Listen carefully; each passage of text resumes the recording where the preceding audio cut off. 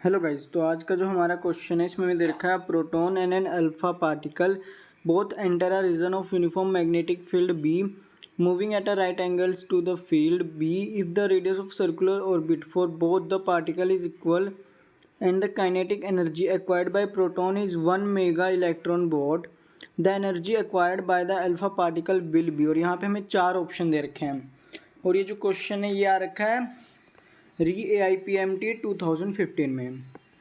तो गाइस अगर आप ध्यान दें तो क्वेश्चन में हमें दे रखा है कि जो अल्फा पार्टिकल है और जो प्रोटॉन पार्टिकल है इन दोनों का जो रेडियस है ना वो सेम है, इसलिए मैंने यहाँ लिख दिया RP = R अल्फा। अब गाइस हम क्या करेंगे कि इसके थ्रू हम जो अल्फा पार्टिकल है ना उसकी वेलोसिटी फाइंड आउट करेंगे।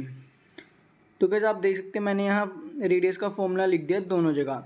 और गाइस हमें पता है कि जो अल्फा पार्टिकल है उसका मास होगा 4 टाइम्स ऑफ प्रोटॉन और जो चार्ज होगा वो 2 टाइम्स ज़्यादा होगा प्रोटॉन से। ठीक है गाइस, तो अब इस पूरे को सॉल्व करके जो हमारा V अल्फ़ा आएगा वो आएगा VP/2। ठीक है गाइस, ये याद रखना है।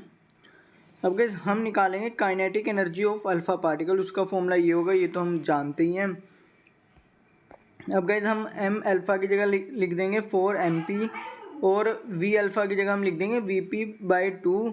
और हमें पता है कि अब जब VP/2 का स्क्वायर होगा तो ये हो जाएगा VP²/4। ठीक है गाइज, तो यहाँ पे 4 आ जाएगा, 4 से 4 कट जाएगा, तो जो हमारा काइनेटिक एनर्जी का फॉर्मूला आएगा वो आएगा 12 MP × V²P।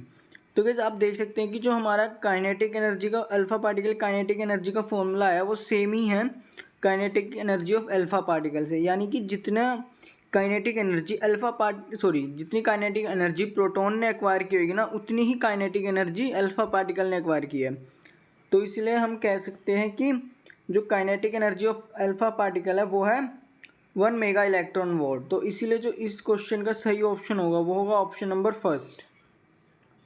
और गाइज अगर आपको कोई डाउट है इस क्वेश्चन में तो कमेंट सेक्शन में पूछेगा। Thank you guys.